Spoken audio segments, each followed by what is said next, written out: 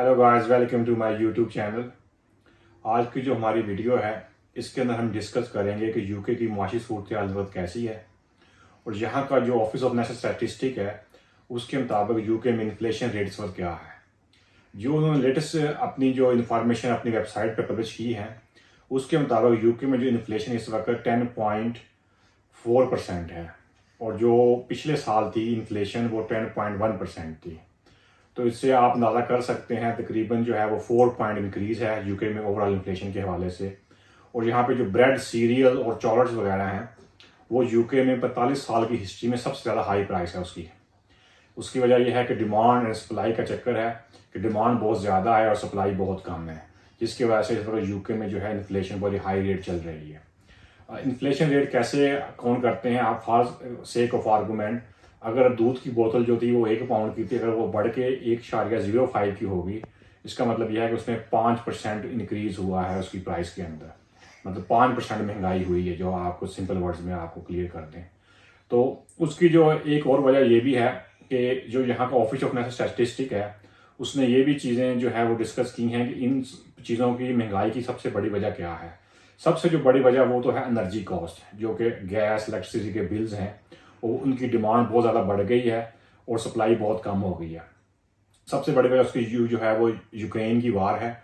Russia से जो है वो ऑयल एंड गैस की जो सप्लाई है वो बड़ी लिमिटेड सी हो गई है इसके वक्त, लेकिन डिमांड बढ़ गई है आफ्टर कोविड। मतलब ऑफिस वगैरह खुल गए, इंडस्ट्रीज जो है वो फुल अपनी जो है कैपेसिटी में काम कर रही हैं, जिसकी वजह से जो है वो डिमांड को वो मीट नहीं कर पा रहे और जो प्राइसें जो है वो बढ़ रही हैं। इस हवाले से गवर्नमेंट जो है वो बहुत सारी स्कीम्स उन्होंने इंट्रोड्यूस की हैं, लोगों को इंसेंटिव दिए हैं, उनको जो है वो टॉप अप करके दिए हैं, उनके जो प्री पे इलेक्ट्रिसिटी के बिल हैं और इस तरह की सहूलियात उनको जो है वो मुकर्रर की हैं। लेकिन उसके बावजूद भी जो है वो कॉस्ट ऑफ लिविंग जो है वो दिन ब दिन जो है वो बढ़ती ही जा रही है।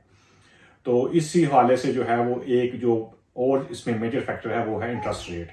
जो बैंक ऑफ इंग्लैंड है उसने अपना इंटरेस्ट रेट 11वीं दफ़ा बढ़ाया है। इस तो इंटरेस्ट रेट बढ़ने की वजह से जो है वो चीज़ों की जाहिर बात है प्राइस ऊपर चली जाती है। बिजनेसेस जो है वो हाई इंटरेस्ट रेट पे जो है वो चीज़ें लोन लेते हैं और चीज़ें खरीदते हैं, जिसकी वजह से वो मार्केट में चीज़ें जो है वो हाई प्राइस पे अवेलेबल होती हैं। ये बैंक ऑफ इंग्लैंड की एक ट्रेडिशनल अप्रोच है और उनका ये टारगेट है कि इन्फ्लेशन को वो 2% पे लेकर आएंगे, लेकिन इस वक्त 5 टाइम्स हायर है जो इन्फ्लेशन है जो बैंक ऑफ इंग्लैंड के टारगेट से है।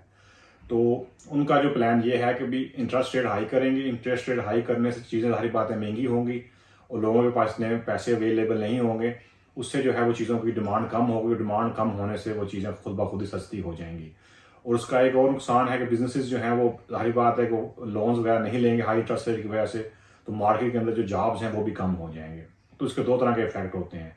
लेकिन जो खुशाइन बात यह है जो बैंक ऑफ इंग्लैंड की जो गवर्नर है उसने कहा है कि यूके जो है वो चूँकि इन्फ्लेशन इस वक्त हाई है और महंगाई बढ़ रही है रोज बरोज, लेकिन इसके बावजूद भी जो है वो यूके जो है वो रिसेशन से निकल चुका है। अब यूके में रिसेशन की कोई चांसेस नहीं है।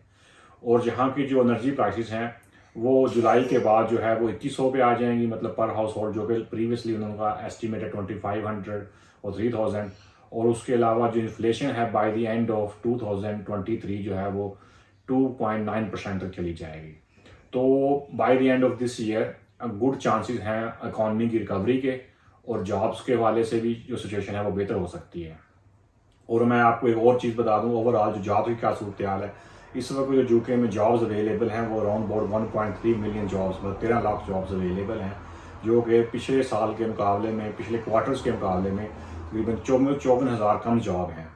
लेकिन वो होप कर रहे हैं कि by the end of this year UK की जो इकानमी है वो बूम करेगी और इकानमी बूम करने से जो है वो इसकी सिचुएशन बेहतर होगी।